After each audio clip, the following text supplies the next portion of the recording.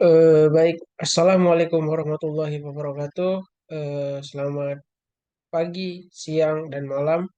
Perkenalkan nama saya Khairul Reza Bakara dari kelas PSIKB 2021 dengan mata kuliah Bahasa Indonesia. Saya di sini akan menjelaskan tentang apa itu teks akademik dan non-akademik. Definisi teks akademik dibagi menjadi ada teks akademik, yaitu definisinya seperti ciri-ciri dan jenis. Selanjutnya ada teks non-akademik yang dibagi dari ciri-ciri dan juga jenis, serta teks akademik dalam berbagai genre atau makro. Eh, Pengertian dari teks akademik menurut Abidin Yunus, teks akademik atau karya tulis ilmiah merupakan tulisan yang membahas ilmu pengetahuan yang disusun secara sistematis dengan menggunakan bahasa yang benar. Ciri-ciri dari teks akademik yang pertama itu ada sederhana dalam struktur kalimat. Eh, Penjelasan tentang struktur kalimat itu lebih sederhana, simpel, dan tidak terlalu banyak kata-kata. Dan yang kedua itu ada bersifat taksonomik dan abstrak. Yang ketiga ada padat atau informasi. Yang keempat banyak bermanfaat, memanfaatkan nominal. Dan lima itu memanfaatkan istilah teknis.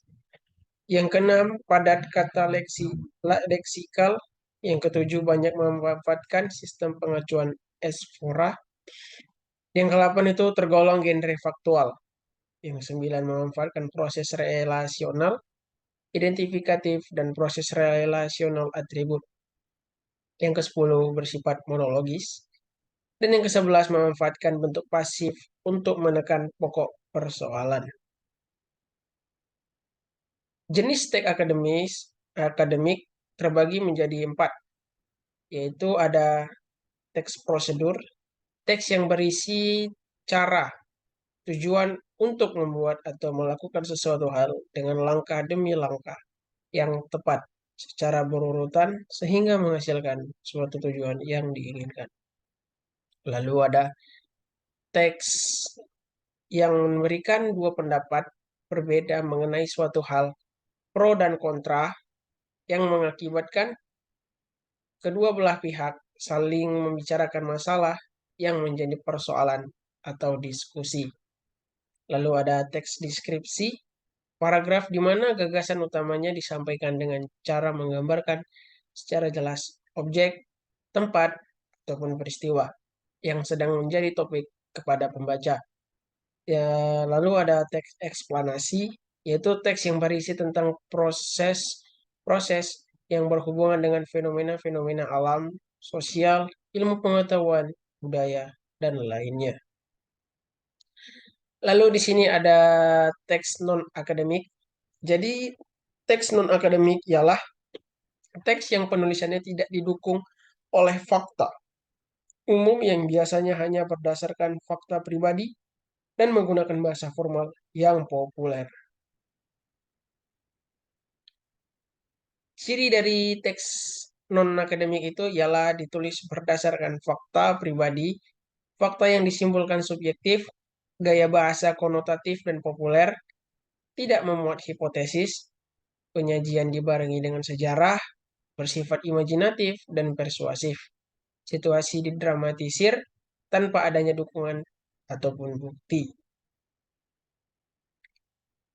Manfaat dari teks non-akademik ialah merangsang imajinasi dan kreativitas, mendorong pengembangan pribadi mahasiswa, mengasah kemampuan berpikir kreatif, independen, luas, dan kritis, meningkatkan pengembangan bahasa dan komunikasi, meningkatkan rasa percaya diri.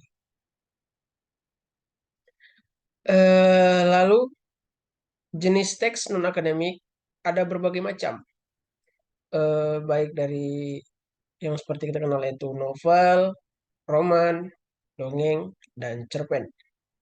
Dan dari beberapanya itu seperti novel, yaitu sebuah karya fiksi, prosa yang ditulis secara naratif. Biasanya ini dibuat dalam bentuk cerita yang ditulis berdasarkan apa yang terfikirkan lalu dibuat menjadi buku yang disebut dengan novel. Lalu ada roman, yaitu karya sastra dalam bentuk prosa atau gancaran yang isinya melukiskan perbuatan pelakunya menurut watak dan isi jiwa masing-masing. Lalu yang ketiga itu ada dongeng, yaitu kisah yang diangkat dari pemikir fiktif dan kisah nyata menjadi suatu alur perjalanan hidup dengan pesan moral yang mengandung makna hidup dan cara berinteraksi dengan makhluk lainnya. Seperti pada yang kita ketahui itu ialah dongeng Malin Kundang. Nah, itu termasuk ke dalam dongeng. Lalu ada cerpen, yaitu bentuk prosa naratif fiktif. Cerita pendek cenderung padat dan langsung pada tujuannya dibandingkan dengan karya-karya fiksi yang lebih panjang seperti novela dalam pengertian modern atau novel. Perbedaan teks akademik dan akademik yaitu ialah yang pertama ada teks B, yaitu cenderung kita mulai dari teks A, yaitu cenderung lisan, non akademik dan non ilmiah. Yaitu teks A itu yang akademik, yang berarti pada buku ini kita bertujuan untuk menelaah bagaimana menerapkan metode empiris agar kita dapat menganalisis cara orang bercakap-cakap. Kita berusaha dapat menguak sesuatu yang diasumsikan orang ketika mereka berkomunikasi dengan cara bercakap-cakap. Kita akan memusatkan perhatian kepada bagaimana penutur menggunakan tuturan untuk berinteraksi, yaitu bagaimana mereka menciptakan dan memperhatikan apa yang mereka definisikan sebagai makna situasi sosial. Lalu ada teks B, yaitu cenderung tulis akademik dan ilmiah. Tujuan telaah pada buku ini adalah untuk menerapkan metode empiris analisis percakapan yang dapat menguak asumsi sosial yang mendasari proses komunikasi verbal dengan memusatkan perhatian kepada penggunaan tutur oleh penutur untuk berinteraksi, yaitu menciptakan dan memperhatikan definisi situasi sosial secara khusus. Berikut ada perbedaan teks akademik dan non-akademik. Ciri lisan atau tulisan yang menonjol dari teks A dan B adalah bahwa untuk mengungkapkan peristiwa, sedangkan teks A menggunakan verba, sedangkan teks B mengubah verba itu menjadi nomina. Ya, ini bentuk dari tabel perubahan dari verba menjadi nomina dan menyatakan proses pada teks akademik. Seperti yang kita lihat, di sini ada pertama itu bentuk dari verba ke nomina, seperti bertujuan, bentuk nominanya itu adalah tujuan, menelaah, bentuk nominanya adalah telaah, menganalisis, bentuk nominanya analisis, bercakap-cakap, nominanya percakapan, diasumsikan, nominanya asumsi, berkomunikasi, nominanya komunikasi, menggunakan, penggunaan, didefinisikan, nominanya definisi. Baik, lalu ada teks akademik dalam berbagai genre makro. Genre makro adalah genre yang digunakan untuk menamai sebuah jenis teks secara keseluruhan. Dan genre makro adalah subgenre yang lebih kecil yang terdapat di dalam dan dipayungi oleh genre makro tersebut. Baik, di sini ada contoh teks akademik dalam genre makro. Yang pertama itu ada ulasan buku. Jadi ulasan buku itu adalah salah satu teks akademik yang berisi pertimbangan secara objektif terhadap kualitas sebuah buku yang dihasilkan oleh orang lain. Buku yang dimaksud biasanya ialah berupa buku fiksi maupun non-fiksi. Yang kedua itu adalah laporan, yaitu teks laporan adalah sebuah teks yang mengandung klarifikasi mengenai suatu objek tertentu berdasarkan kriteria teks. Laporan tersebut juga teks klarifikasi karena teks tersebut memuat klarifikasi mengenai jenis-jenis sesuatu yang berdasarkan kriteria tertentu.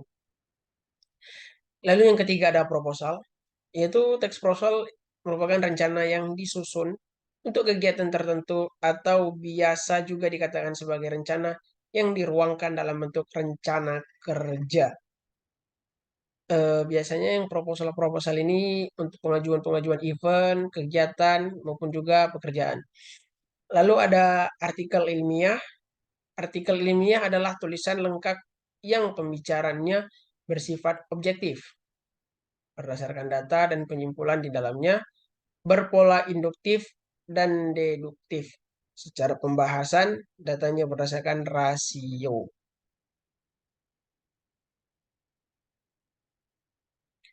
Baik, hanya ini yang bisa saya sampaikan mengenai materi tentang teks akademik dan non-akademik beserta dengan mikro dan makro.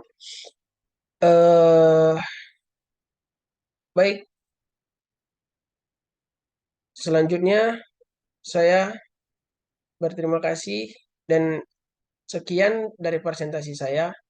Lebih kurang saya mohon maaf kepada Allah. Saya mohon ampun. Saya akhiri. Wabillahi taufiq wal hidayah. Assalamualaikum warahmatullahi wabarakatuh.